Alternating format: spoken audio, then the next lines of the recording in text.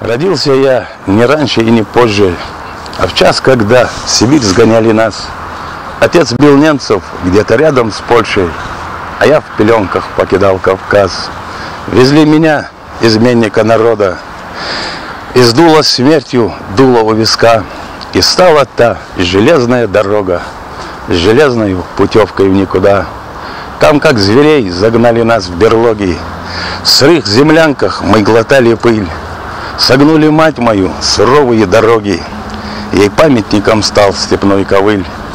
Меня ж прибрали добрые соседи, и выжил, может быть, я только от того. Чужими не были для них чужие дети, меня растили словно своего. И все же детство я возненавидел, хоть не считался сред своих чужим. А в 8 лет я Сталина увидев, разнес портрет его ударом ножевым. Менялись годы, но не менялась погода. В моей душе лишь были холода. Во мне здесь видели врага народа, во мне в ребенке видели врага. Как было тесно, неуютно мне. Инстинкт вулканом выползал наружу и закипал, как будто на огне. Хоть той семье я не был им не нужен. От них узнал я, кто я и откуда.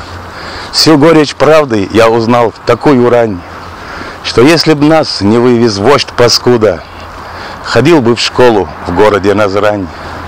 Еще узнал, что на полях сражений от пули немцев пал отец тот год, когда наш вождь без всяких сожалений на смерть загнал его родной народ.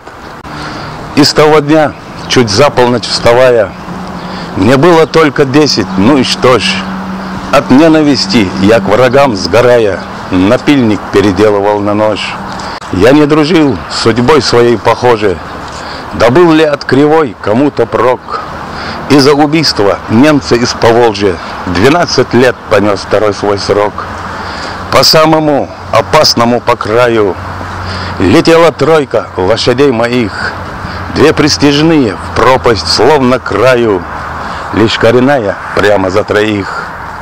И вот меня обратно покатили по той дороге, что везли сюда. Пусть не домой, но все-таки те мили не стали дорогими навсегда. Колесом в такт стучало мое сердце.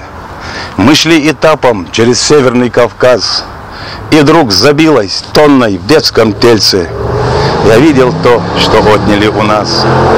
Я видел горы потускневшей флоре.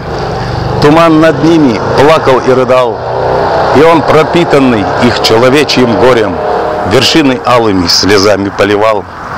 И я в груди, услышав зов отчизны, рванулся к ним, царапая конвой.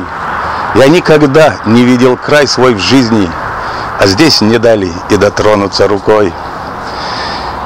По самому обрывистому краю меня мои носили поезда, то в Казахстан к заснеженному раю, то в лагеря на долгие года.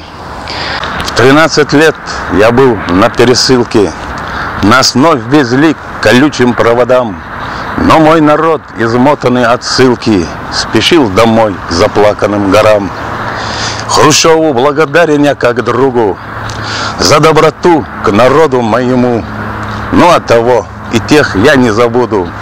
Дай Бог им вечно пребывать в аду. По полю, по широкому по полю летела тройка этих злых иуд.